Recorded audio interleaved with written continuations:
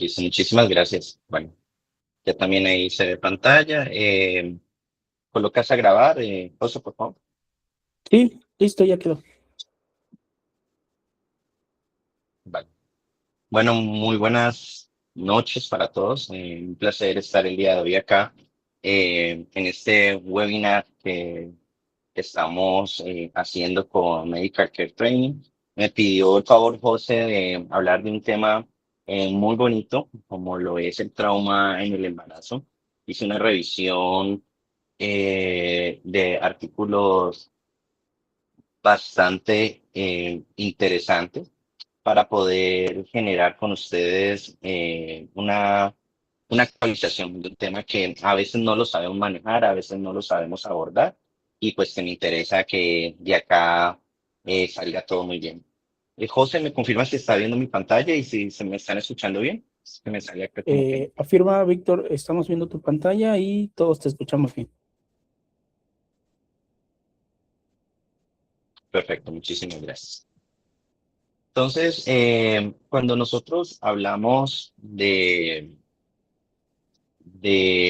trauma en el embarazo, debemos entender que está mediado por diferentes cosas, ¿no? La paciente obstétrica, uno, tiene cambios anatómicos muy importantes que todos nosotros debemos conocer, pero también tiene cambios fisiológicos que hacen que sean pacientes diferentes en el contexto de la gestación. Por eso la importancia que todos nosotros como personal prehospitalario, personal médico, personal de enfermería, sepamos a qué nos estamos enfrentando y entendamos cada uno de estos cambios que también no solamente hacen que sea una anatomía y una fisiología diferente, sino que las diferentes patologías que pueden estar asociadas a estos pacientes sean diferentes y que nosotros debamos entender para poder hacerles un tratamiento de manera adecuada. Por eso ustedes ven que le llamamos abordaje basado en la fisiología de la gestación.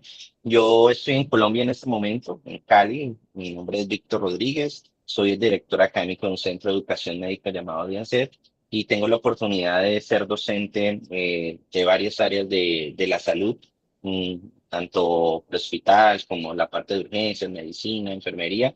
Y bueno, voy a compartir básicamente aquí un poco de lo que sé. En este link van a poder encontrar ustedes la información, todos los artículos que yo les refiero aquí. Ahí los van a poder encontrar. Entran al Telegram que está ahí en el QR y colocan trauma en el embarazo, trauma en la gestación y van a encontrar una gran cantidad de artículos recientes que les van a servir a todos para complementar un poco lo que yo les voy a dar en esta clase. No tengo ningún conflicto de interés, meramente estoy aquí por un contexto académico. Y algo que me gusta mucho es tener en cuenta la humanidad. Por eso esta frase del doctor William Osler, el buen médico trata la enfermedad, el gran médico trata al paciente que tiene la enfermedad. Y es muy importante que entendamos que una mamá en un proceso de gestación se preocupa, obviamente, por ese producto que tiene ahí y que muchas veces vemos que el personal que recibe a estos pacientes en cualquiera de los contextos que nos podamos encontrar, le falta eso, ¿no? Le falta humanidad. Y nosotros sabemos que una buena evaluación, una buena anamnesis, una buena historia clínica hace que nosotros podamos tener el 70% de un diagnóstico de una manera mucho más práctica cuando podemos ser humanos y llegar a una buena comunicación paciente personal de salud. Entonces vamos a iniciar con un caso para ver un poco cómo estamos. No me interesa que de pronto respondan, el que quiera responder lo puede hacer. Básicamente lo que me interesa es como que pensemos un poco y al final de esta charla estoy seguro que nos va a quedar muy claro cuál sería la opción de respuesta en este primer caso. Una paciente, mujer de 26 años, G2 para 1, con embarazo de 30 semanas, llega a urgencias tras colisión vehicular a alta velocidad. Está consciente, pálida y tiene una tensión arterial de 98/60, una cardíaca de 118, saturando 95 y refiere un dolor abdominal difuso. No hay sangrado vaginal evidente. En este momento, ¿cuál sería?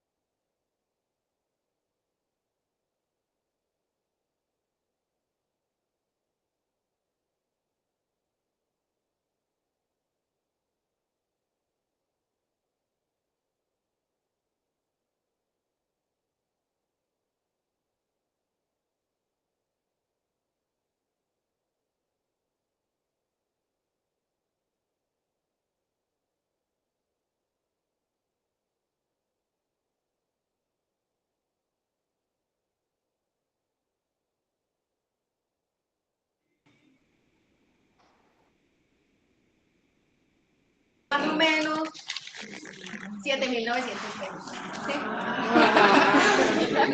¿Sí?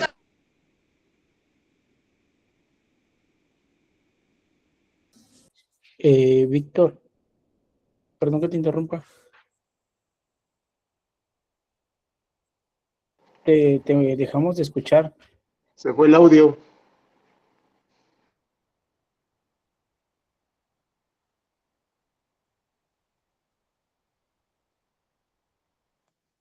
No se escucha nada. Permítame.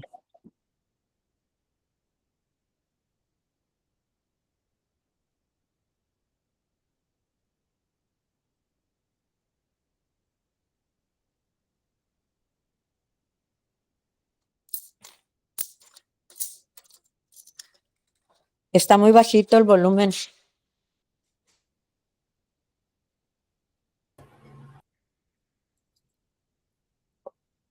José, ¿me escuchas?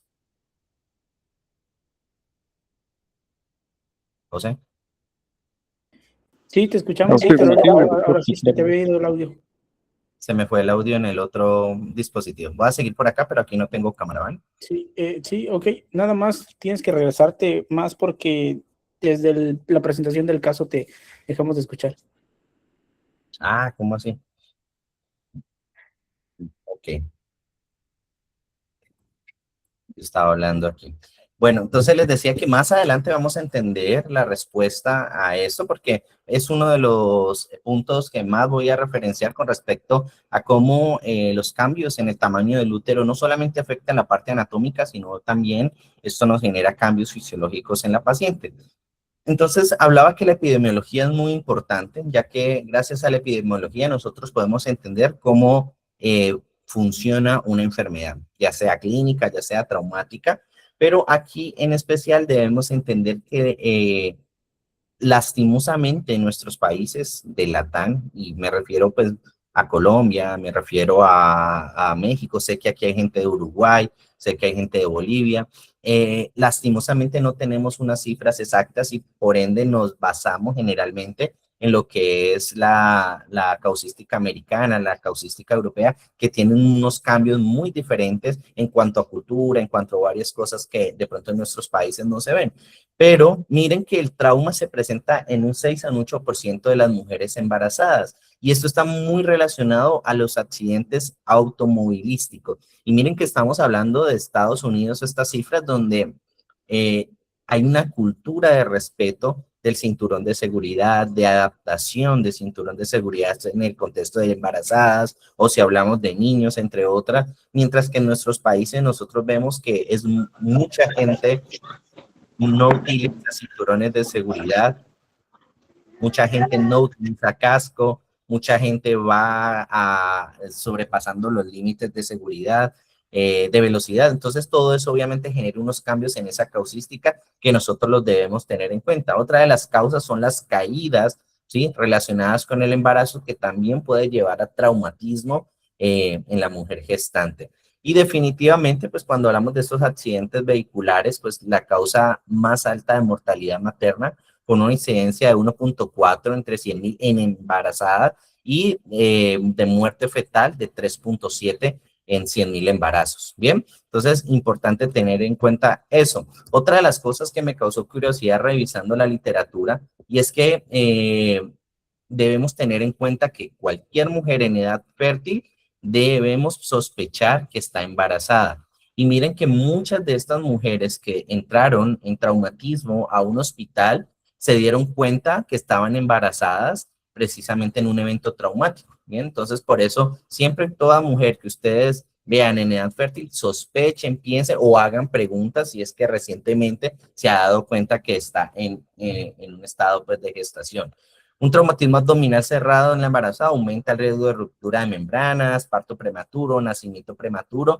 Tengan en cuenta que dentro del primer trimestre del embarazo, ese útero grávido todavía está resguardado, protegido por toda la cavidad pélvica, pero después del segundo trimestre del embarazo se expone mucho más a la zona abdominal y obviamente esto va a generar que haya un mayor riesgo de lesiones en esta zona en cualquier tipo de accidente automovilístico, caída, trauma cerrado, entre otros.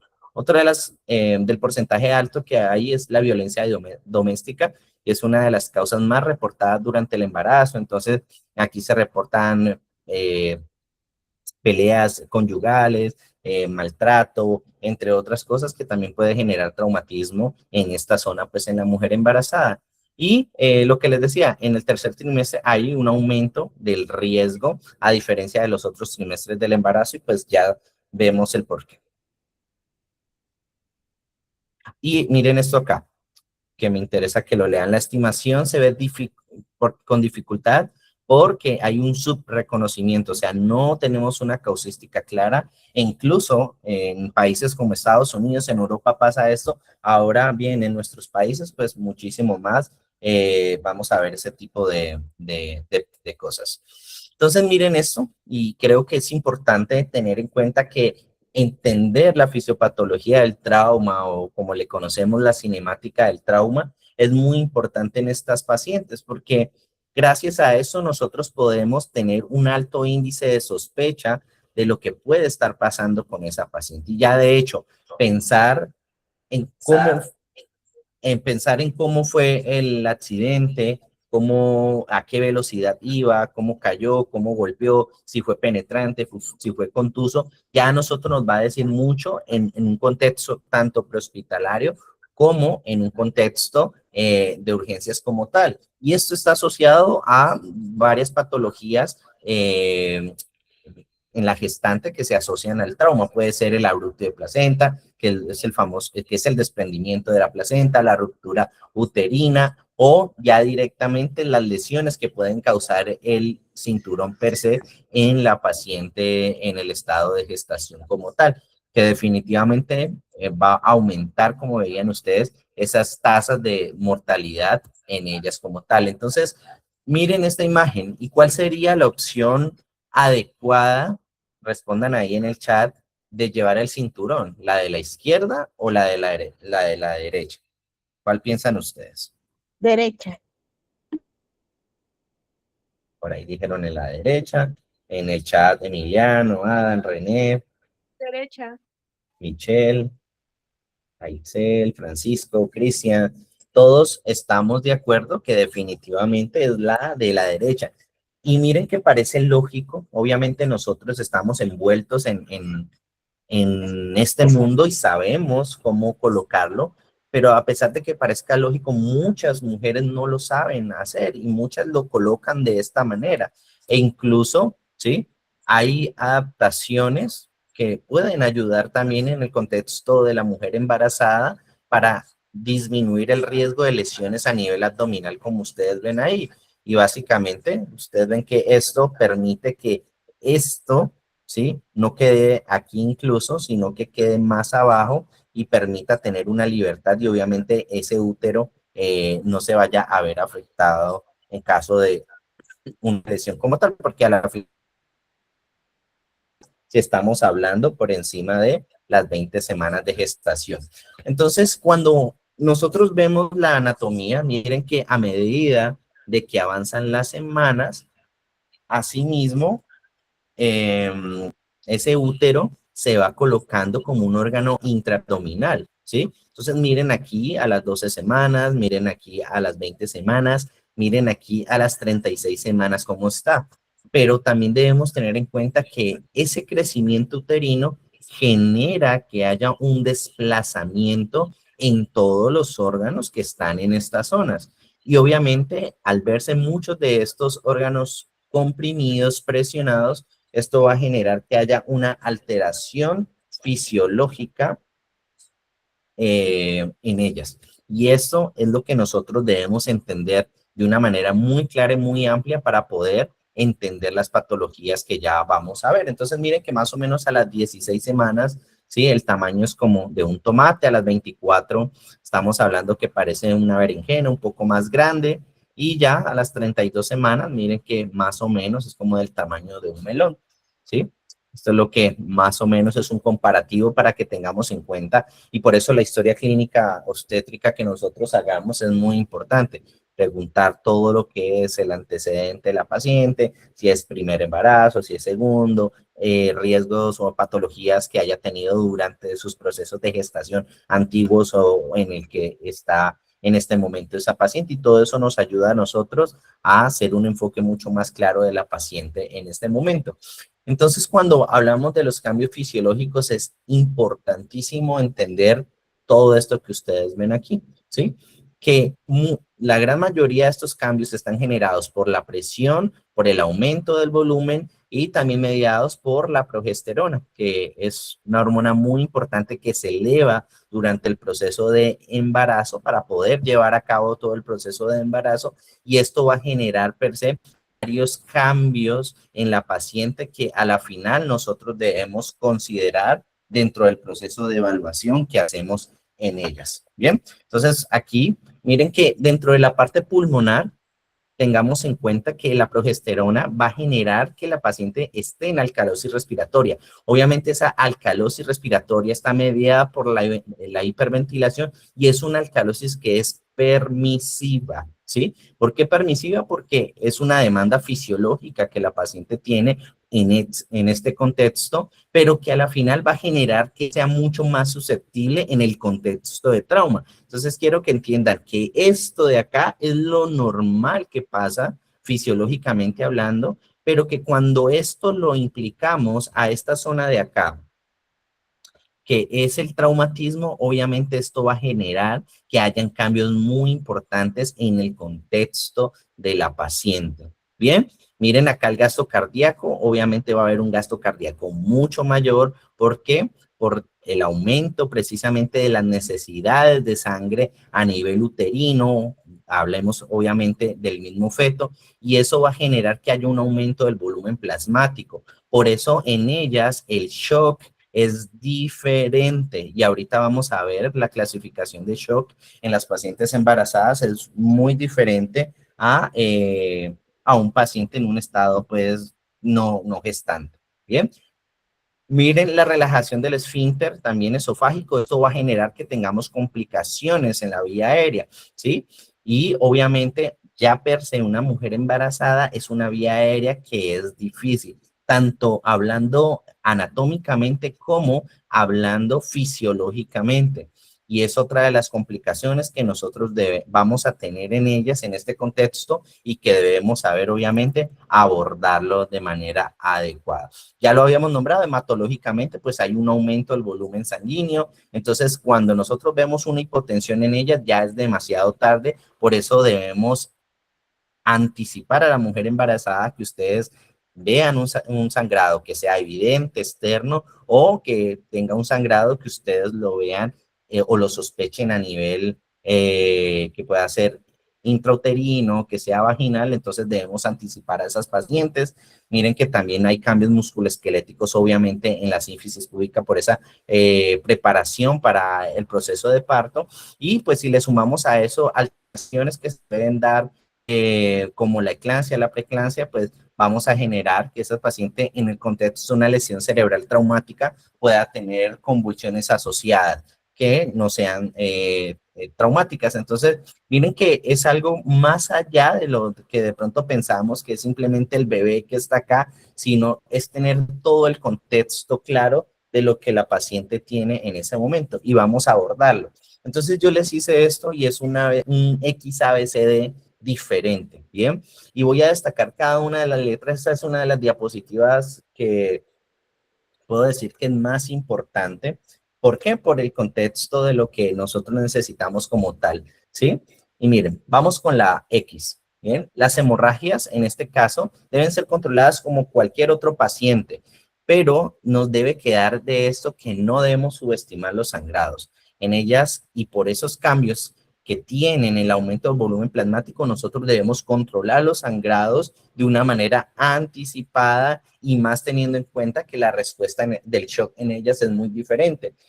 Y todavía vemos errores, y me salgo del contexto de la embarazada, que las personas piensan que la hipotensión, las personas esperan la taquicardia marcada para pensar que un paciente está en shock. Si ustedes recuerdan la tabla tradicional de la TLS, el shock Solamente hasta el tercer grado es que nosotros podemos comenzar a ver una hipotensión en los pacientes, pero antes de eso el paciente nos avisa con un llenado capilar retardado, con alteración del sensorio, entre otros signos que no son los clásicos que nos venden como tal. E incluso en la última actualización de la TLS, si ustedes vieron en el capítulo de shock, hay una nueva tabla que cambia un poco el concepto de lo que antes a nosotros nos mostraban, donde nos hablaban de inicial un 15%, luego un 30%, ha cambiado totalmente y para los que de pronto quieran, ahí en el Telegram buscan a TLS y lo miran y van a ver pues el cambio que ellos nos dan ahorita. Otra de las cosas que tenemos es la vía aérea, entonces miren que hay una dilatación de los vasos. Aquí debemos entender que la nasofaringe, la orofaringe, la laringofaringe se va a ver más edematizada, ¿sí? Es una vía aérea más compleja desde el punto de vista anatómico y también fisiológico. Y lo que les decía ahora, ya de base vamos a tener una paciente con una vía aérea anatómica difícil y fisiológica también. Y por ende, pues vamos a tener una ventilación que va a ser más complicada. Uno, ellas se desaturan muchísimo más rápido debido a esas demandas metabólicas aumentadas que tienen. Entonces, en el contexto de una secuencia de intubación farmacológica, nosotros debemos considerar esto, hacer una muy buena aproximación en esas pacientes y sumémosle la alcalosis respiratoria que veíamos hace un rato mediada por esa hiperventilación que tiene esa paciente y obviamente por la progesterona. En la circulación el volumen de líquidos aumenta, entonces, ¿por qué? Porque hay un mayor deflujo sanguíneo al útero,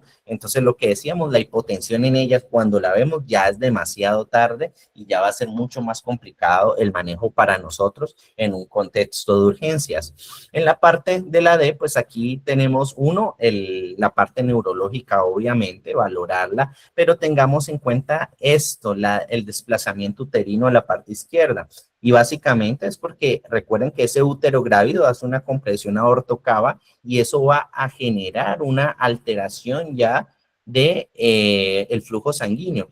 No solo en el contexto de trauma, recuerden que estas pacientes también nos pueden llevar a arresto circulatorio, o sea, pueden hacer parada cardíaca por trauma y ahí debemos tener en cuenta definitivamente las compresiones torácicas en un contexto de desviación de el útero hacia el lado izquierdo, bien, que vamos a verlo más adelante como tal. Y en la E tengan en cuenta varias cosas, y aquí les destaco y les resalto esto. En ellas el fibrinógeno, y ahora les voy a mostrar, es mucho más alto. Obviamente esto aplica mucho en la parte intrahospitalaria, pero nosotros también prehospitalariamente lo debemos tener en cuenta. Y ellas tienen un estado hipercoagulable. Debemos dentro de esos antecedentes saber cuál es el RH, porque definitivamente en esas pacientes hay que sensibilizarlas dentro de las primeras 72 horas. Más adelante igual lo vamos a ver. El equipo de trauma es muy importante definitivamente y aquí nosotros, como cualquier otro paciente traumatizado, debemos tener funciones designadas, ¿sí? Claras en el contexto de la valoración del paciente. Obviamente, pues el conocimiento para poder trabajar una paciente de este tipo de una manera adecuada, tener un equipo organizado en todo momento y pues que haya una buena comunicación como equipo. Obviamente vamos a sumarle a esto en el contexto de un paciente, hablando pues específicamente del bebé, que sea viable o no viable. Entonces debemos tener obstetra, debemos tener neonatólogo para poder hacer el recibimiento de manera adecuada, ¿sí? Sería el escenario perfecto en el contexto del manejo de este tipo de pacientes. Entonces recordemos que cuando nosotros valoramos al paciente traumatizado, lo hacemos de manera simultánea, siempre identificando, tratando y comprobando que ese tratamiento lo estamos haciendo de manera adecuada como tal, ¿sí? Y pues ahí hacemos la famosa valoración primaria. La valoración primaria nos ayuda a nosotros a determinar qué es lo que nos va a matar a nuestro paciente, ¿sí? Y por eso hacemos el ABCD o el XABCD o el MARCH, el que ustedes quieran aplicar, pero lo importante es aplicarlo bien y que en ese tiempo de menos de un minuto que nosotros lo hacemos, identifiquemos cuál de esas letras está comprometida para hacer el tratamiento rápido de intervención en esa paciente como tal. Y ahí juega de nuevo tanto prehospitalariamente como en un ambiente ya intrahospitalario, sumándole las tecnologías. Esta imagen me gusta mucho, es de la última versión de la TLS. Entonces ellos nos hablan de todo lo que nosotros podamos hacer de manera circular en nuestro paciente. Miren que aplicamos todo el XABCD, hacemos una resucitación según el contexto de necesidad del paciente, ¿sí? Aquí adjuntamos lo que tengamos. ¿Y a qué nos referimos con esto? Este conocimiento aplíquelo dependiendo de donde usted esté. Yo sé que hay gente que trabaja en niveles 1 de atención, en niveles 2, en niveles 3, en zona rural. Entonces, sepa qué es lo que usted tiene, donde usted trabaja, donde usted está y adapte protocolos de trauma obstétrico o el código obstétrico, como usted le quiera llamar, si es que usted ve que en su medio hay una causística amplia de esto para poder hacer el mejor tratamiento como tal, siempre teniendo en cuenta la reevaluación, la evaluación secundaria, si el tiempo y la paciente nos permiten en el contexto de que ya resolvimos la evaluación primaria y obviamente si vamos a trasladar, llevarlo a un centro médico o un hospital donde se le pueda dar un tratamiento a esa paciente adecuada. Y algo que nos debe quedar claro a nosotros es si la mamá está bien, el feto está bien. ¿Sí? Entonces, por eso es muy importante hacer una adecuada reanimación en todo contexto en el paciente. Entonces, ustedes saben que prehospitalariamente ya se hablaba de la X hace algunos años. El ATLS lo incluyó apenas en esta 11ª versión. Eso es muy bueno porque pues a la final había un adelanto. Recuerden que el ATLS con otros programas es como el padre del trauma. Pero básicamente pues nos vamos a la revisión de literatura y a las revisiones pues sistematizadas. Entonces nos hablan de la X. Recuerden que en trauma la hemorragia es la principal causa de mortalidad y por eso es que la X ahora queda estandarizada como un primer punto dentro de lo que nosotros hacemos. También hay otros protocolos, a mí en lo personal me gusta mucho el March. El March es sacado de la medicina táctica, pero también lo podemos aplicar en un contexto diferente a lo táctico, embarazadas, en un paciente en una zona urbana, entonces no solamente lo utilizamos en eso. Entonces March de nuevo le da la M a las hemorragias masivas, al manejo de la vía aérea, al contexto del trauma de tórax y manejo adecuado de este, a la circulación y el manejo de shock en un contexto de reposición de volumen, ojalá con productos sanguíneos, ojalá una reanimación hemostática del ácido tranexámico entre las primeras horas del trauma. La H nos habla de descubrir al paciente, de controlar la hipotermia y de la lesión cerebral traumática. Bien, entonces aquí nos hablan de esos adjuntos que nosotros podemos hacer. Miren, pulsoximetría, capnografía, todo eso que le llamamos, o que yo le llamo acá signos vitales plus, ¿no? Si tenemos la capnografía, si tenemos glucometría, si tenemos electrocardiograma, monitoreo cardíaco, todo lo que ustedes le puedan sumar donde ustedes se muevan, pues va a ser muchísimo mejor, obviamente, para esta paciente. Nos va a ayudar pues a dar un manejo mucho más avanzado. Definitivamente todos en este momento deberíamos saber hacer ultrasonido en todo contexto.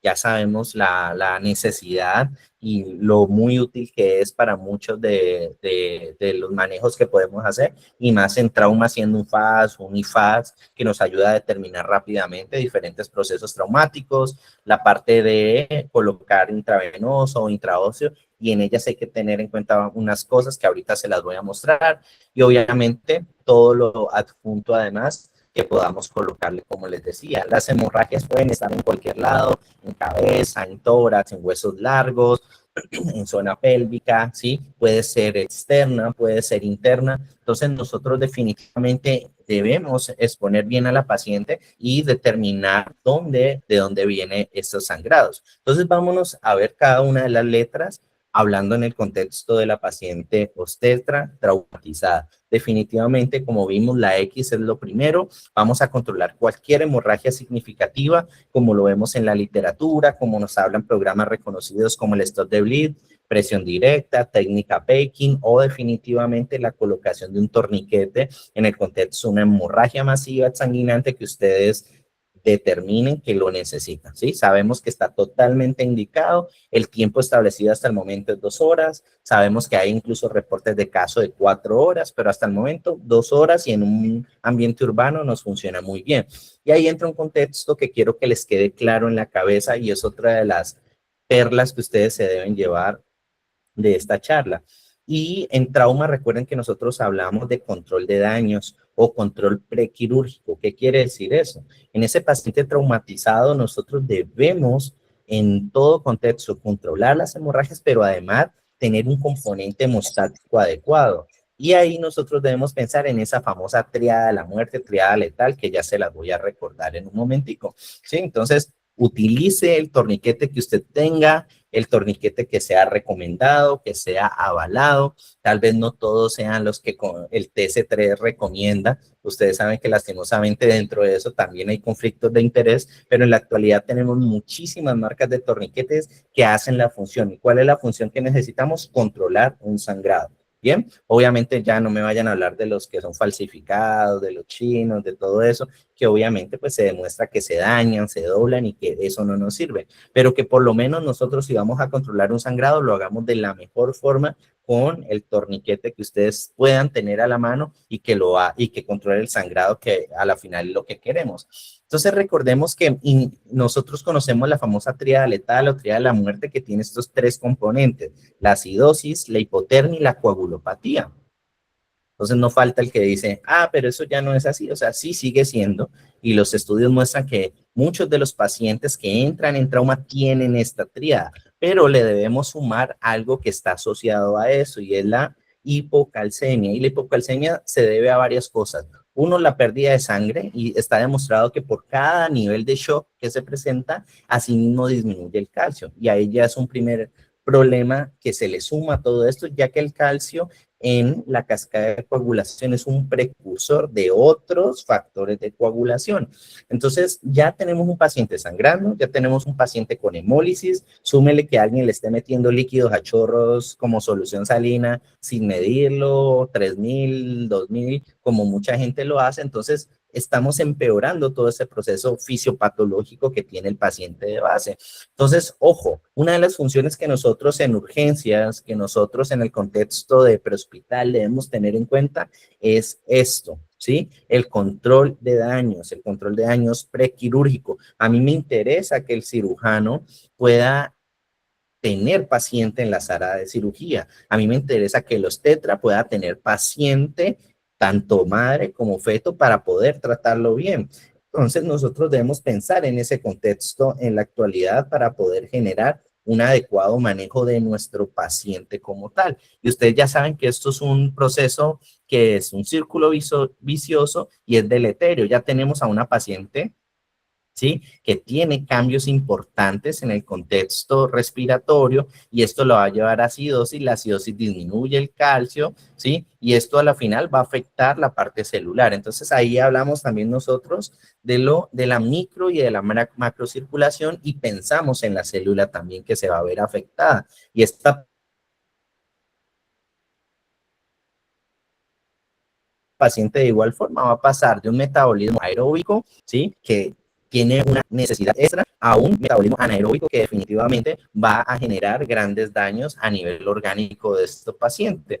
Y lo que les decía, esto va a llevar a hipocalcemia, a más coagulopatía, y la hipotermia, ¿sí?, va a llevar a que haya acidosis, a que haya coagulopatía. Entonces, por cualquiera de estos lados que nosotros nos metamos, definitivamente se está empeorando todo el caso del paciente o de la paciente. Tengan en cuenta que ya de base la paciente pues es una paciente con una vía aérea difícil, anatómica y fisiológica, un índice de masa corporal que está por encima de 35, por encima de 40, Malampati 3 a 4. Entonces ahí nosotros debemos pensar cómo voy a abordar esa paciente en el contexto de la vía aérea. Entonces miren la importancia del entrenamiento de manejo de la vía aérea. Tienen una apertura oral limitada por varias cosas. Uno, el cuello. Recuerden que no todas, pero muchas tienen sobrepeso asociado pues al embarazo. Entonces, cuello corto, ¿sí?, mayor edema. Entonces, esto dificulta la apertura oral que puedan tener estas pacientes. La preeclampsia aumenta además el edema que ya viene en esas pacientes mediadas por la progesterona, como veíamos ahora. A nivel de los cambios fisiológicos, pues hay una friabilidad capilar, hay mayor riesgo de sangrado. Entonces, una mala práctica con la laringoscopía, con la misma colocación del tubo, puede generar que haya sangrados y mayor complicación de la vía aérea como tal. hay riesgo de broncoaspiración también, y como les decía, estas pacientes se van a desaturar más rápido. Entonces, un paciente bien preoxigenado nos puede dar 5 minutos, 8 minutos de apnea asociada pues a un buen proceso de preoxigenación para poder intubar. Esta paciente no va a resistir todo eso. Entonces son cambios directamente relacionados con estas pacientes que nosotros debemos tener. Entonces recuerden que nosotros hablamos de los planes de acción para manejo de la vía aérea, si hablamos de la Sociedad Americana de Vía Aérea Difícil, entonces hablamos del plan A, que es la intubación orotraqueal, el plan B, que son los supraglóticos, el plan C, que son las maniobras básicas manuales, o el plan D, que son los transtraqueales. Y también está este manejo Vortex que me gusta mucho, donde ellos lo que buscamos es siempre tener a la paciente acá, ¿sí? En esta zona verde como tal, y no llegar acá, que ya estamos hablando de una vía aérea quirúrgica que va a tener mucho más complicación, que va a tener mucho más riesgo, que hay que tener equipo adecuado, que hay que tener conocimiento adecuado para poder llegar a esto como tal, ¿sí? Entonces, la idea es que todos nosotros estemos, dependiendo del nivel en el cual usted se mueva, ¿sí? Saber cuál es su nivel. Ok, usted básico no puede intubar. Ok, maneje la vía aérea con una buena presión positiva, con un sellado a doble mano, ¿sí? Y una buena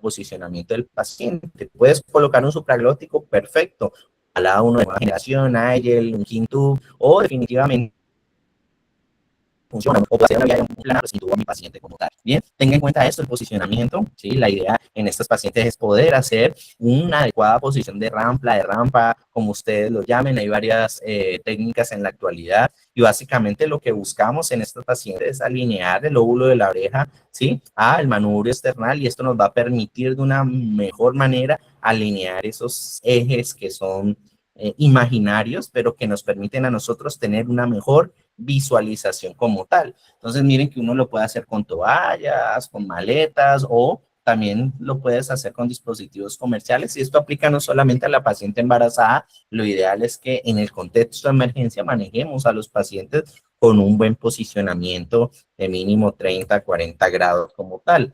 Entonces tenga en cuenta que en el manejo del trauma de estas pacientes debemos prooxigenar de mejor manera, ¿sí? Tener una elevación de la cabecera, lo ideal, y recuerden que una de las recomendaciones actuales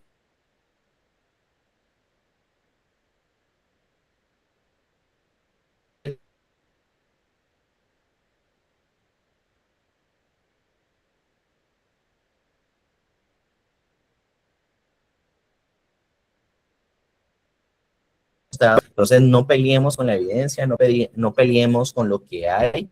Si usted lo tiene, úselo. Si no, pues vamos a intubar a la paciente si es necesario, haciendo una buena técnica,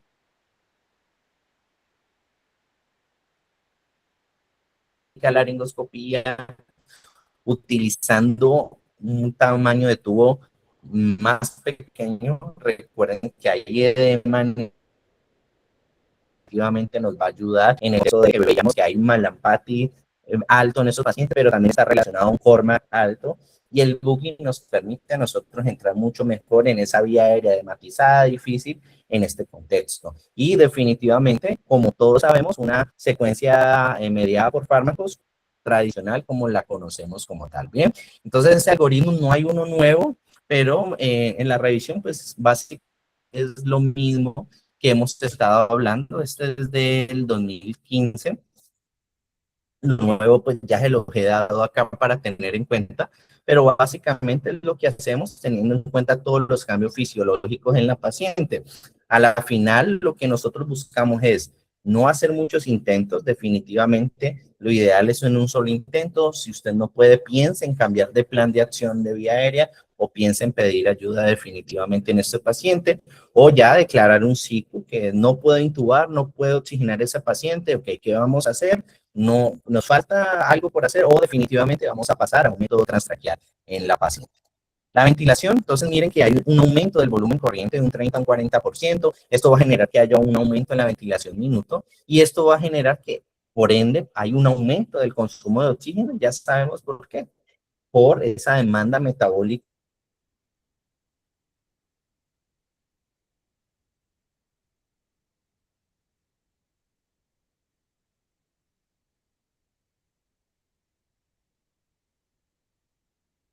otro paciente bien preoxigenado o con una buena secuencia que nosotros podamos hacer como tal, porque definitivamente hay mayor consumo de oxígeno como tal. Bien, entonces miren esta tabla, me gusta mucho, es de la TLS y básicamente nos muestra lo siguiente, ¿sí? Y se lo resalto acá. Ojo, ojo con esto, miren la presión de CO2. Ustedes van a ver que en alguna literatura nos dicen 35 a 45, que es lo que normalmente vemos. Aquí lo vemos de 37 a 40, pero miren que ellos manejan niveles mucho más bajos. Acuerden que hablábamos que ellas tienen alcalosis respiratoria permitida. ¿Pueden apagar el micrófono de alguien?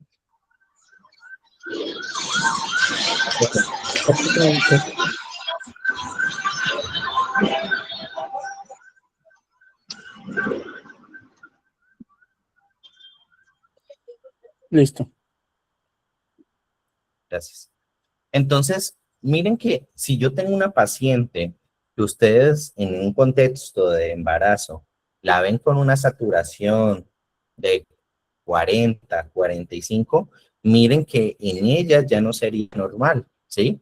A que no sería lo mismo que me la tomaran a mí o cualquiera de nosotros que podríamos estar en ese rango de normalidad, ¿bien? En ellas yo me preocuparía porque ahí estaríamos hablando de una paciente que está hipercárnica en ese contexto, ¿bien? Entonces, por eso es un signo vital plus que lo utilizamos mucho en la actualidad y que nos permite a nosotros tener en cuenta pues estos cambios. Miren el pH normal, el pH normal, 7.35 a 7.45.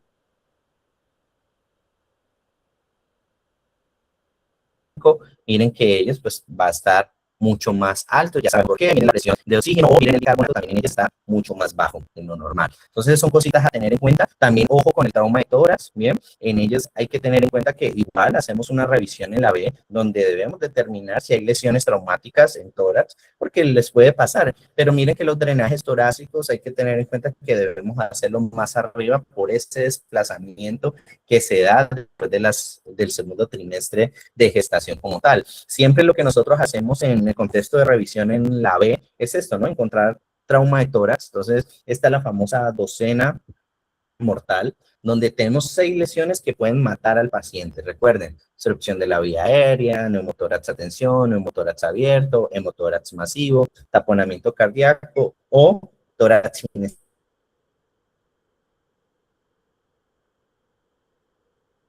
Entonces, eso es algo que sí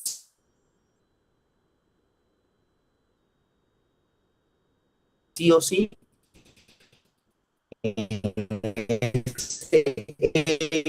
Víctor, se te está cortando mucho el audio.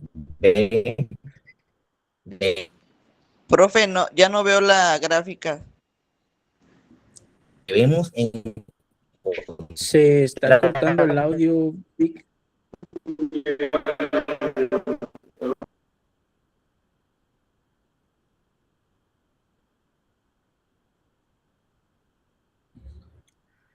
Víctor, se te está cortando mucho el audio.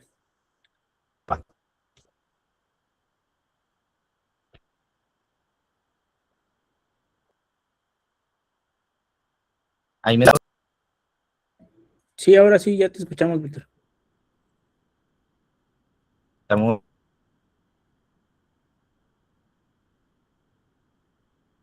momentico, voy a Pero ya no veo la diapositiva, profe. Sí, las quitó para poder ajustar su conexión.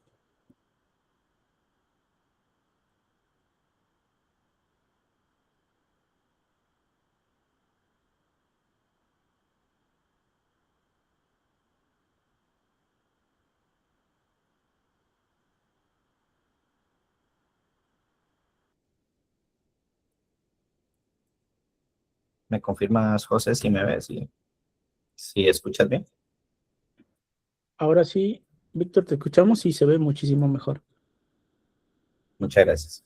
Entonces les decía que estas 6 ocultas las vamos a encontrar nosotros en el contexto de una evaluación secundaria, ¿vale? Pero que, o ya en la parte intrahospitalaria se detectan y no nos van a generar un mayor riesgo en el contexto urgente, pues, de la paciente. Bien, esa fue la B. Vámonos a la C. Entonces ya sabemos que hay un aumento del volumen plasmático, ¿bien? Y esto va a generar que el shock sea menos evidente en estas pacientes a otro contexto del paciente. También hay una disminución del hematocrito al final del embarazo, ¿bien? En el tercer trimestre los niveles de fibrinógeno que podrían ser normales en una paciente no embarazada pueden de hecho iniciar coagulación intravascular diseminada. Miren que esto en el contexto intrahospitalario, si medimos el fibrinógeno, esto puede ser un marcador incluso de darnos cuenta de una paciente con hemorragia masiva.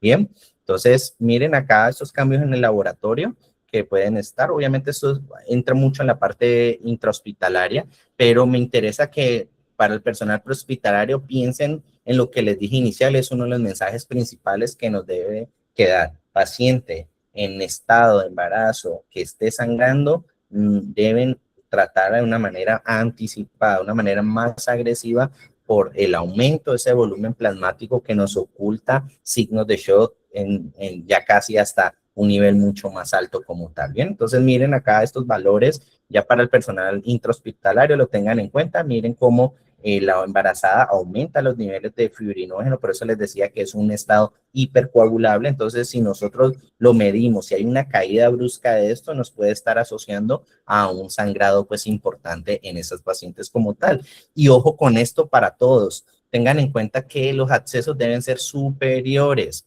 ¿bien? Y básicamente, ¿por qué? Por esa compresión aortocava. Entonces, la idea no es de pronto a nivel femoral hacer manejo de estos pacientes. Lo ideal es que nos vayamos siempre a extremidades superiores, ya sea intravenoso, ya sea intraóseo. Lo mejor es hacerlo en esta zona superior, básicamente por esto. Lo ideal, obviamente, es hacer una reanimación hemostática completa. Ojalá poder hacer transfusión masiva en estos pacientes y definitivamente sí o sí colocar el ácido tranexámico. No hay ningún tipo de contraindicación en estas pacientes, ¿vale? Igual que en el paciente de trauma, vamos a colocar ácido tranexámico, que ahorita vamos a recordar la dosis. Miren la tabla que les decía, es una tabla de uno de los artículos que revisé, donde nos habla de una adaptación de la pérdida de sangre a la mujer embarazada, ¿bien? Y miren que están los 4 niveles de shock. Miren que la clase 1 es diferente a lo que normalmente en un paciente no embarazada presenta, que es menos de 750 mililitros. Miren que aquí hablamos de 1200 a 1500 y aquí ya hablamos pues de una pérdida mucho mayor por encima del 30%. ¿Ok? Entonces aquí es un punto muy importante que lo hemos repetido bastante en esta charla a tener en cuenta como tal. Bien, no vamos a ver hipotensión en estos pacientes dentro de los primeros estadios de shock. Entonces, téngale miedo cuando usted tenga una paciente sangrando en estado de gestación y que esté hipotensa porque ya está bastante avanzada.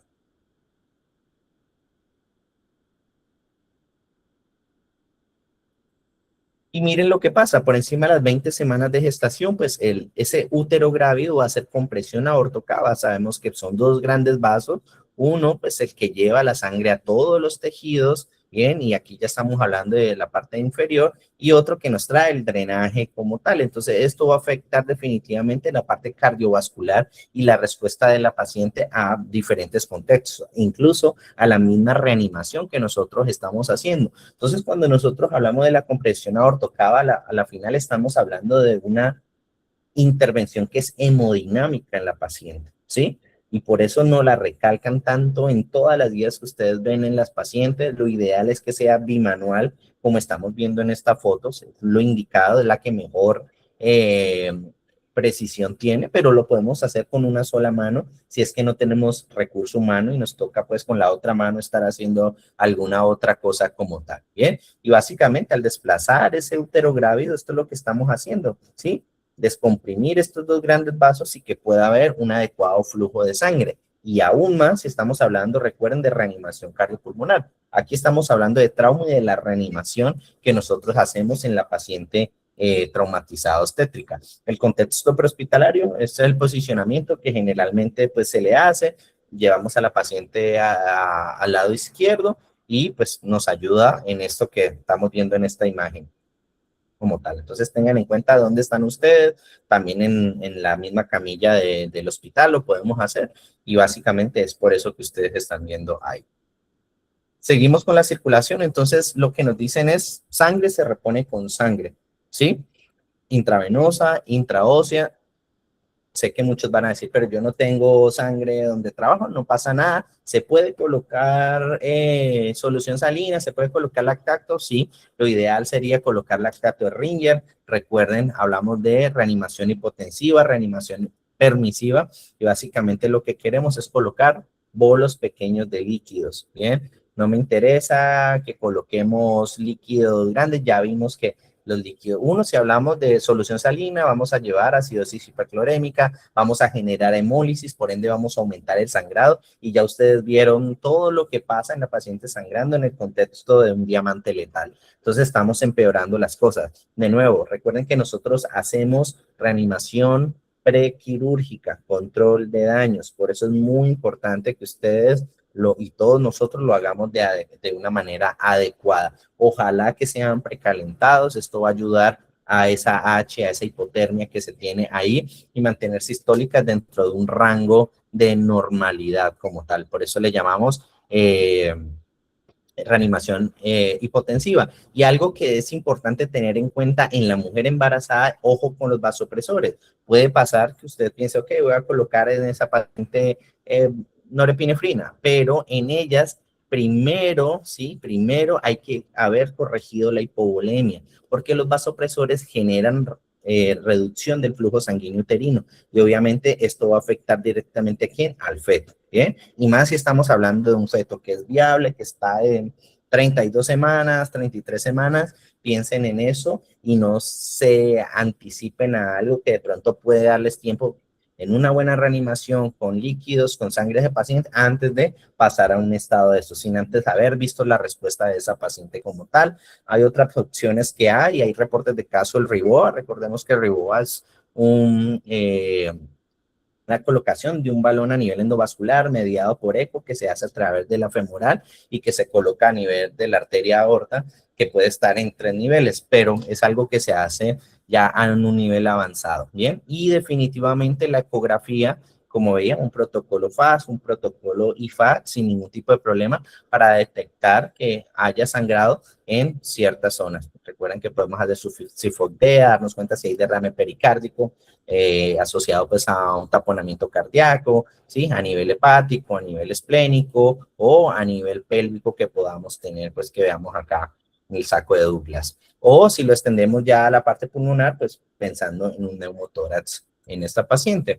Esto era lo que les decía, esto va mucho para la parte prehospitalaria e intrahospitalaria. Siempre pregunten qué tipo de sangre es la paciente y básicamente recuerden que en embarazos futuros puede haber una reacción inmunológica que genera hemólisis en el feto.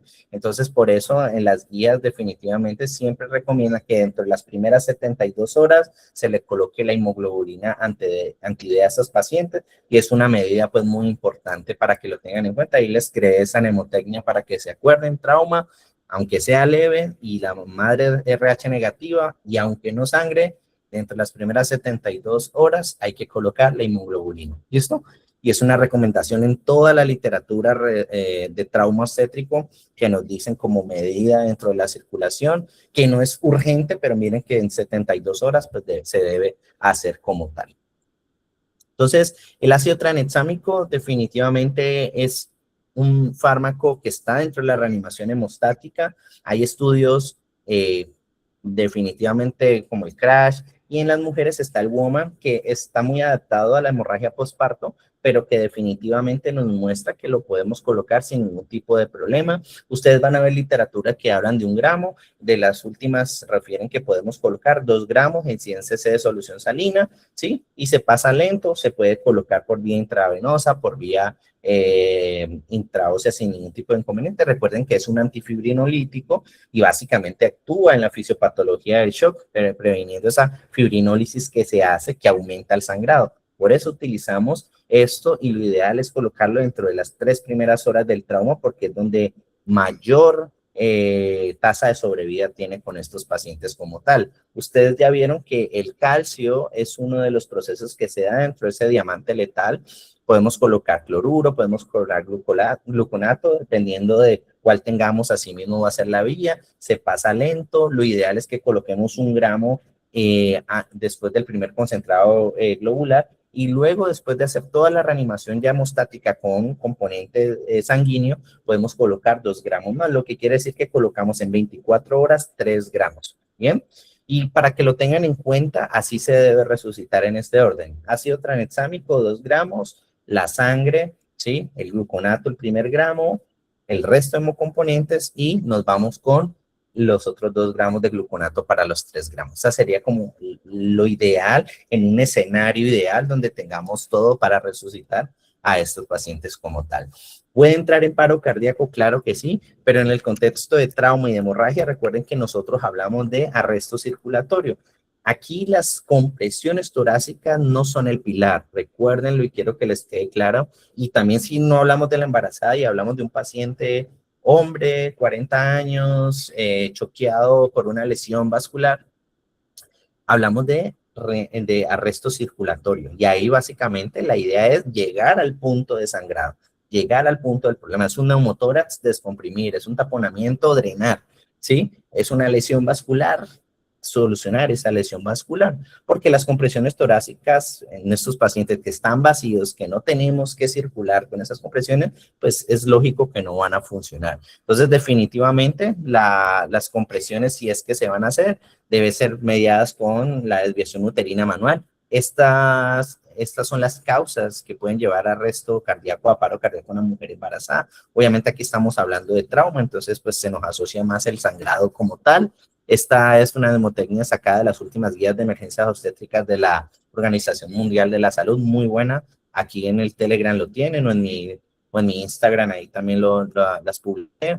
Y esta es la que recomienda la American Heart Association, ¿bien? De la A a la H, y son las mismas, pero básicamente pues de otra manera, ¿bien? Entonces, para que lo tengan en cuenta en estos pacientes. Ojo, ojo. Y aquí recuerden que hay algo, una medida importante, que es la histerectomía reanimador, y básicamente las guías nos dicen: 4 a 5 minutos la paciente no ha salido del paro y tenemos un producto que es viable, se hace la histerectomía reanimadora, una cesárea post-mortem, ¿bien? Obviamente lo ideal es que sea en el contexto de alguien preparado, que haya un obstetra que lo pueda hacer de la mejor manera, definitivamente, ¿sí? Si no, en el contexto de un cirujano, pero alguien que pueda hacerlo de manera rápida, ¿sí? Porque aquí ya pasamos a protocolo de feto, reanimación neonatal, si es viable, y obviamente pues es la prioridad en ese momento.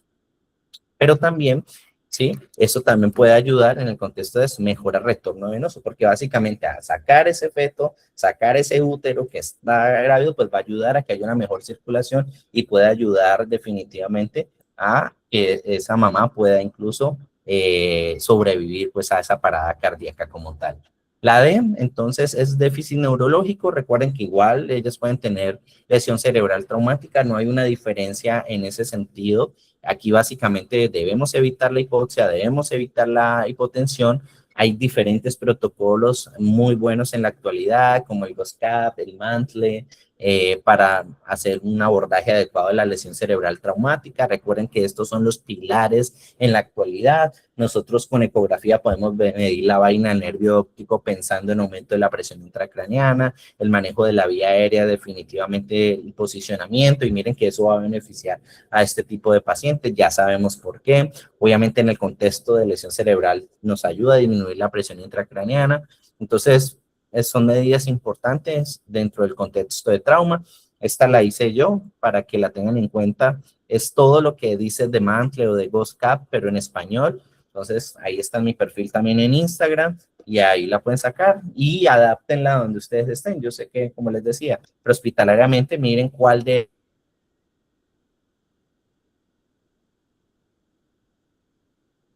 estos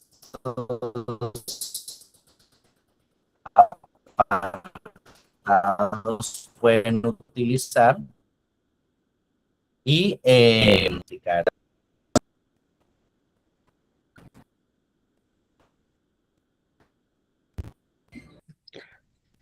Víctor, nuevamente se te está cortando el audio. Otra vez se está cortando mucho. ¿Ahí me escuchan? Y ahora sí ya.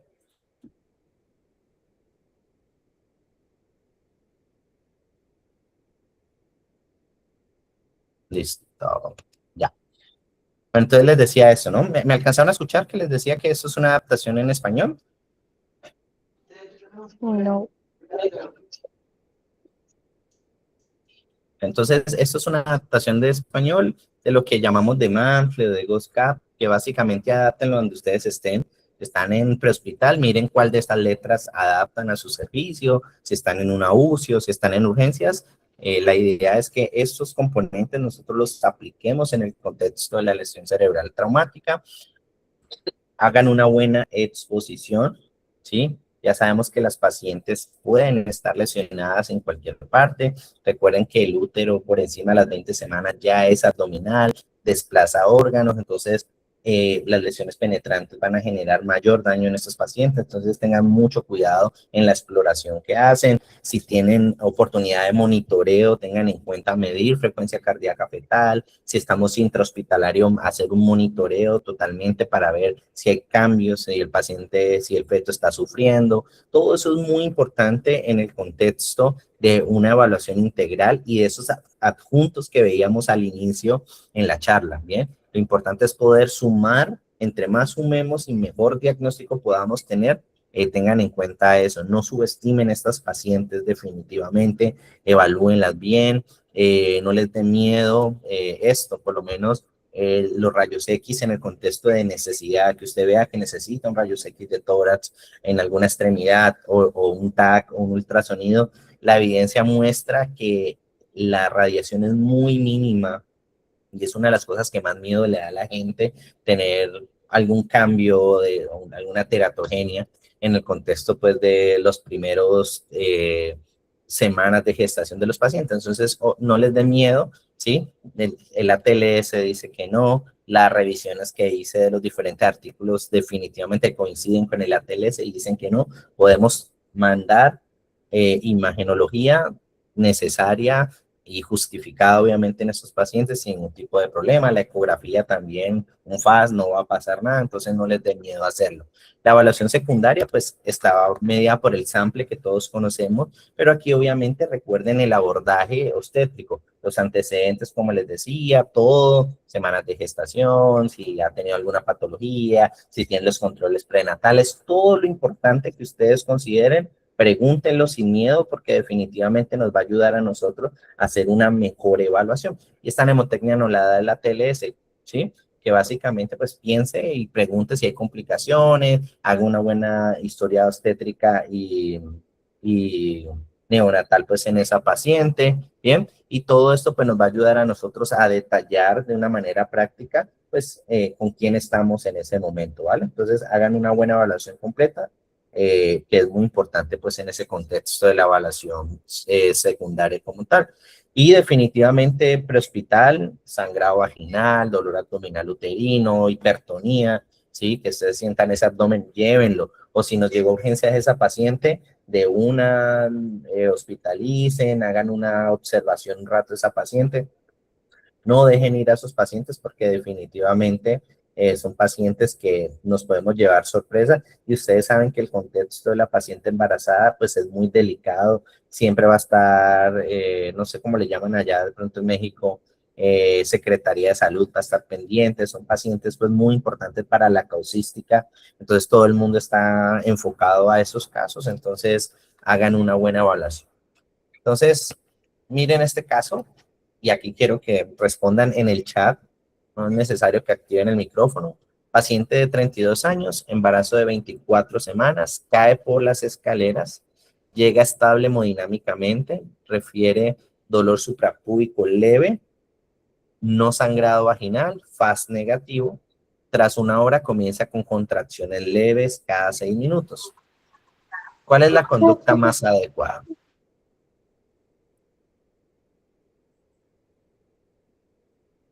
¿La A, la B, la C o la D?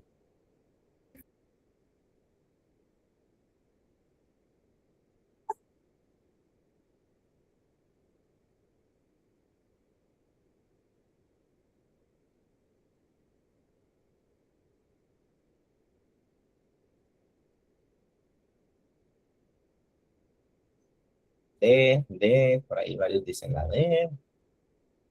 Voy a abrir aquí el chat. Entonces, la respuesta correcta es la D, ¿sí? El trauma puede desencadenar abrupto de placenta, ¿sí? Y esto va a generar una actividad uterina progresiva, ¿bien? Y aquí pues esta paciente tiene dolor uterino, tiene contracciones y definitivamente es obligatorio el monitoreo, la observación y obviamente la valoración por obstetricia. Ya terminando, me encantó este protocolo para que lo tengan en cuenta. Miren que aquí nos hablan de la gestación viable, o sea, ¿cuál es la gestación viable? Mayor a 20 semanas. Esto puede cambiar según las políticas de cada país, ¿sí? Recuerden que la gestación más o menos a la semana 28 es donde se comienza a producir mayor líquido surfactante y obviamente esto va a generar una viabilidad pulmonar en los pacientes, ¿sí? Menos de eso, pues va a haber mucho más riesgo, obviamente, en esos pacientes, pero generalmente nos dicen que por encima de eso está. También tengan en cuenta el concepto de aborto, ¿no? Para algunos países es menor a 23 semanas, para otros es menor a 20. Entonces es muy importante que ustedes sepan dónde están, cuáles son sus protocolos y cuál es lo que determinan en donde usted se encuentra para saber eso. Pero aquí nos hablan de una viabilidad por encima de las 20 semanas de gestación. Miren que no hay nada diferente a lo que hemos hecho, ¿sí? Pensar en el mecanismo de trauma, hacer una ABCD, ¿sí? Y esto es el personal prehospitalario y obviamente llevar al paciente y activar un código obstétrico. ¿A dónde lo van a llevar? Obviamente donde haya obstetricia, definitivamente. Bien, si está inestable o si está estable, entonces si está inestable, pues hacemos todo el manejo ya en urgencias ATLS que veíamos, evaluación inicial, primaria, secundaria, toda la reanimación, ¿sí? Y miren que aquí entra todo el contexto radiológico e imagenológico que podamos utilizar para nosotros determinar y obviamente el monitoreo de la actividad uterina de ese paciente para pues determinar si hospitalizamos o si esa paciente se puede ir a casa, ¿sí? Con recomendaciones específicas. O si el paciente es no viable, pues entonces aquí ya pensamos más en quién, en la mamá, ¿bien? Entonces, menor a 20 semanas de gestación, no viable, entonces vamos a hacer igual el ABCD, pensamos si está inestable esa paciente en todo esto que ustedes ven acá, ¿sí? Pero aquí nos vamos a enfocar específicamente en quién, en la mamá, ¿ok? Y ya pues se le hace el manejo obstétrico necesario en todo contexto. Como resumen, llévense en esta mnemotecnia, ¿sí? Madre, y básicamente es todo lo que vimos en una sola imagen. Creo que estuvimos viendo varios pilares fundamentales en el manejo del trauma obstétrico. Importantísimo que no se les olvide la parte fisiológica, la parte anatómica, bien, porque de eso está mediado lo que nosotros vamos a hacer en el paciente, ¿sí? Desde la A hasta la E, teniendo en cuenta el monitoreo, teniendo en cuenta el desplazamiento uterino de esa paciente y un abordaje adecuado prehospitalaria e intrahospitalariamente, ¿sí? Recuerden que aquí estamos manejando dos pacientes, la mamá y el feto que está ahí, y definitivamente a ambos debemos darle un tratamiento adecuado en todo sentido. Bien, entonces, para que recuerde, el manejo prehospitalario, el control de daños prequirúrgicos son pilar fundamental en la obstétrica traumatizada. El embarazo puede ser no evidente y muchos se descubren incidentalmente, ustedes vieron. Entonces, toda mujer en edad fértil sospechen que puede estar embarazada. Definitivamente el desplazamiento uterino es una medida hemodinámica que nos va a servir con la paciente, ¿bien? Aunque cesárea perimorte óptimo durante los primeros 5 minutos, ya vimos en arresto circulatorio, es una de las medidas que se hace y definitivamente es una medida también hemodinámica en estos pacientes. La vía aérea es más complicada, recuerden todos los cambios que vimos, los complementos para poder tener mayor éxito en la vía aérea y una adecuada oxigenación en estos pacientes definitivamente. Y recuerden que en este caso, por el desplazamiento de órganos, los tubos torácicos y todo se hacen 1 a 2 niveles por encima de lo normal. Muchísimas gracias por la atención, espero haberles aportado algo, espero que les haya gustado, gracias a todos los que están aquí conectados, casi 100 personas. Ahí están las redes, mi Instagram y mi Telegram, donde pueden descargar los artículos de todo esto. Muchísimas gracias por su atención. Por ahí Carmela levantó la mano. ¿Quiere hacer un comentario?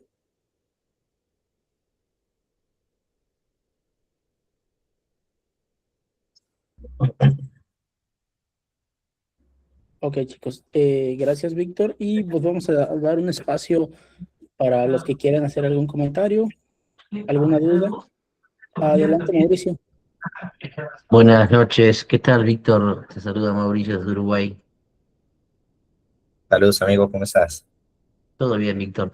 Víctor, te voy a hacer una pregunta puntual que yo ya vi tu exposición, pero bueno, quería remarcar este concepto porque en la última edición de PHTLS, cuando habla de traumatismo de abdomen en la mujer embarazada, el libro menciona que no está bien establecido cuál sería la presión arterial sistólica para estas pacientes.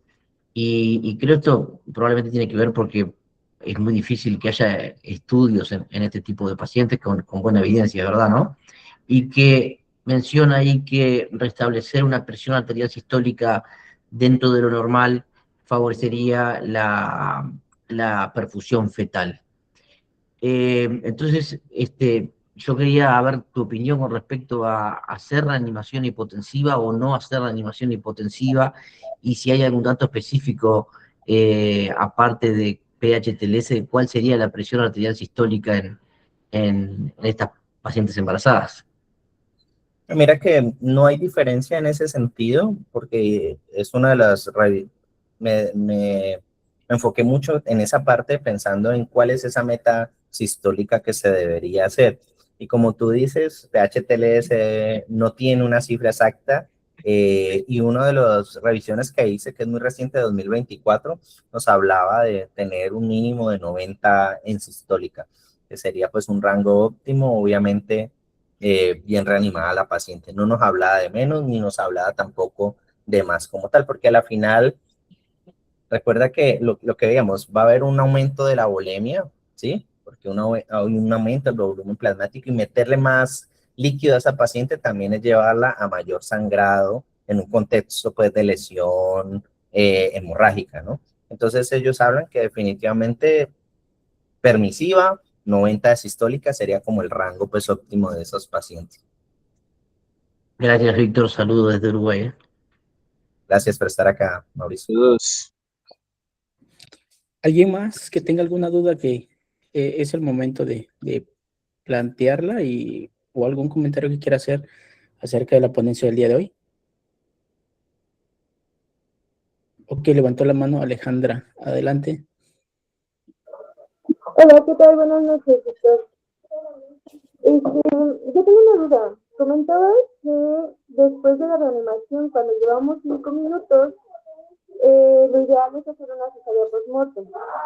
Pero en el caso de la atención hospitalaria, que es ideal llevar al paciente con maniobras a hospital o parar las maniobras en el traslado. Sí, pues por eso les decía que la idea es como colocar en contexto dónde estamos. Obviamente, prehospitalariamente, tal vez no se vaya a hacer una cesárea post-mortem, pero si nosotros vemos la viabilidad de un buen desplazamiento uterino, de compresiones y de llevar rápido a ese paciente, pues sería como lo ideal. Obviamente ya de base sabemos que una reanimación en una ambulancia no es la más efectiva y no entra dentro de los criterios de una RCP de alta calidad. Y miren que ahí es como una de las indicaciones diferentes que puede tener un dispositivo de compresión automática, ¿sí? Entonces, definitivamente, ahí jugaría un papel importante alguno de estos dispositivos para mantener una perfusión adecuada mientras hacemos desviación uterina, y que ya en el hospital se vea la viabilidad, ¿no?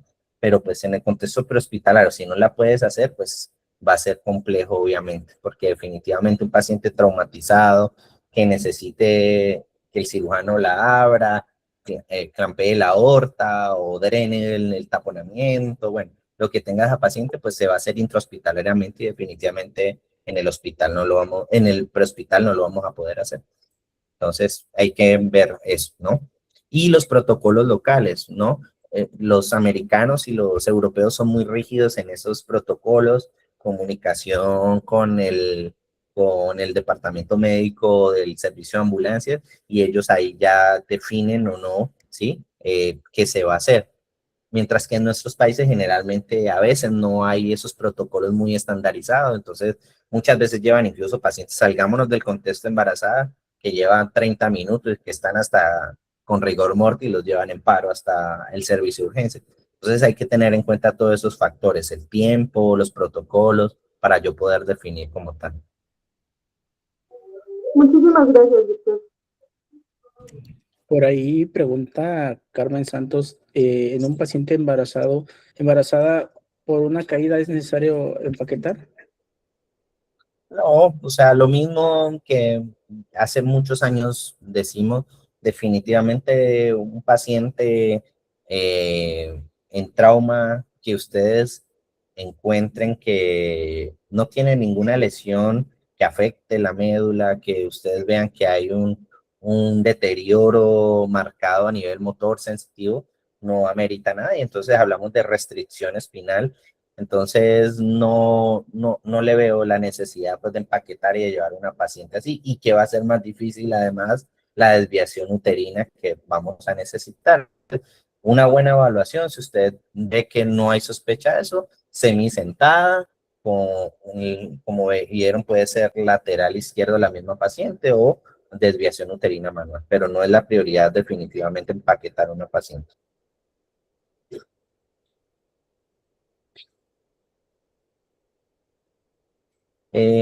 Ángel dice, exacto, es mi pregunta, si hay una herida en abdomen hemorrágica, ¿se puede aplicar apósitos?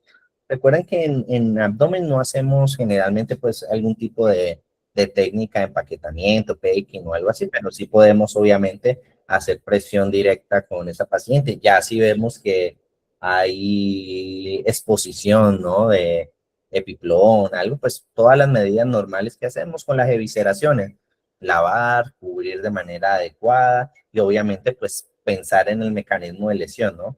Recuerden que, de nuevo, cuántas semanas de gestación tiene, pensamos a dónde está, dirección, si fue un arma cortopunzante, un arma herida por arma de fuego, cuál fue la dirección y pensar obviamente en ese trayecto, en las posibles lesiones que puede tener. Pero de igual forma, pues hacemos lo que normalmente hacemos como presión, claro que sí, no cambia esa parte. Por ahí Dan Hernández levantó la mano. Ok, me regreso un poquito a lo que preguntó la otra compañera acerca de la reanimación. En este caso, vamos a ponerle que fue el accidente, ¿no? Y la paciente embarazada ahora sí que perdió la vida estando nosotros ahí en ese momento. ¿Podemos nosotros como protocolo, bueno, como protocolo yo tengo entendido que no podemos, pues ahora sí que transportar ningún paciente, que haya, postmortem. Entonces, en este caso, podemos transportar a una embarazada en postmortem para, en dado caso, para el bienestar fetal hacia el hospital en reanimación.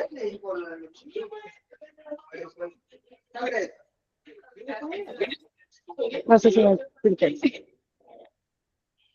Pues, o sea, sí, sí te entiendo la pregunta, o sea, recuerden que cuando nosotros hablamos de arresto circulatorio asociado al trauma, es muy diferente de una parada cardíaca primaria por una fibrilación ventricular, sí, un deterioro súbito de la función cardíaca. Entonces, aquí a la final, digamos, un neumotórax, atención, me va a generar por ese aumento de la presión, que el corazón se desplace, que haya una disminución del gasto cardíaco, eso va a llevar al corazón a latir menos y a que a la final el corazón está funcional, pero tenemos una presión ahí. Entonces, ahí es donde entra el concepto de ustedes que tienen el paciente ahí, ¿qué hago? O sea, el paciente está en neumotórax, atención, lo descomprimí o no lo puedo descomprimir, pero estoy viendo el deterioro, corra con esa paciente. O sea, no me sirve de nada prehospitalariamente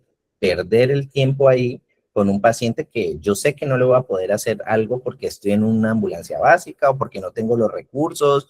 Mejor dicho, siempre piensen en eso básicamente, o sea, ¿cuál es la prioridad? ¿Sí me entiendes? Entonces, es eso básicamente, esa paciente sí o sí va a necesitar ¿sí? Que saquen el producto y más si es viable, entonces corran con esa paciente. A la final, obviamente, si la mamá deja de respirar y de tener pulso, ¿qué va a pasar? Pues el feto a la final se va a morir, ¿sí? Y obviamente recuerden que, ¿por qué son 5 minutos? Porque recuerden que el, el, el, el feto es mucho más sensible a la hipoglucemia, a la hipoxia, y pues a la final, después de 5 minutos, no vamos a tener nada. Entonces, definitivamente no es lo ideal, es por eso, ¿sí me entiendes? O sea, tengan en cuenta, si ustedes ven una paciente deteriorándose, que ustedes no le van a poder hacer nada prehospitalariamente, corra y llévese a esa paciente, ¿sí? Y ya si lleva varios minutos, pues en realidad el feto va a salir con secuelas grandes y pues no es la idea tampoco, ¿sí? Entonces, pues respondiendo a tu pregunta, pues la idea es no trasladarlo y más si estás hablando que te demoras 15, 20 minutos en llegar al hospital, pues no vas a tener nada ahí. Por eso nos Vale, dan 4 minutos, definitivamente. Por eso nos dan el tiempo. vale, vale. ¿Alguien más que tenga alguna duda, alguna pregunta, algún comentario que quieran hacer antes ya de cerrar la sesión? Yo solo para darle muchísimas gracias, Víctor Rodríguez, por la ponencia.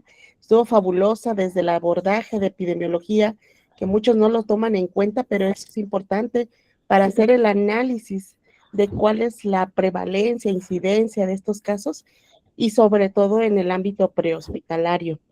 Muchas gracias porque nos llevaste de la mano, se ve que te apasiona el tema. Muchísimas gracias, muy completo. Muchas gracias por estar aquí. Bueno, así no hay nadie más que quiera hacer un comentario, vamos a dar por terminada la charla del día de hoy y también comentarles que está disponible la constancia para esta ponencia. Es una constancia con valor internacional y el costo es de 100 pesos mexicanos. Cualquier información, pueden contactarme directamente a mi número de teléfono, lo voy a dejar por acá. No sé si les gustaría que todos encendieran la cámara y nos tomamos una foto, José, para los que Claro, quieran a la cámara y tomamos una foto de grupo. Y ya saben, entonces, para los que quieran la certificación, va a ser certificación no solamente en México, a nivel internacional. Tenemos varias avales ahí, entonces ya, ya en la constancia se contactan con José. vale, pues vamos a sacar ahí Usted es guapa, doctora, usted es guapa, ya no se peine.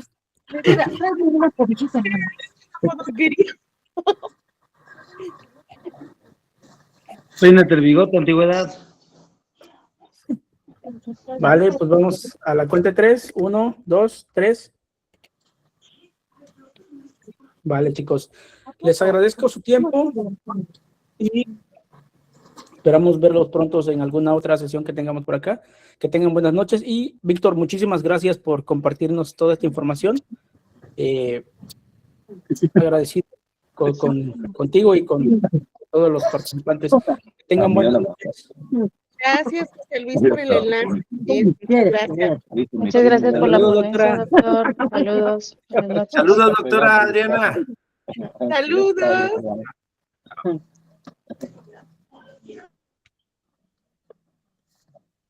Andy.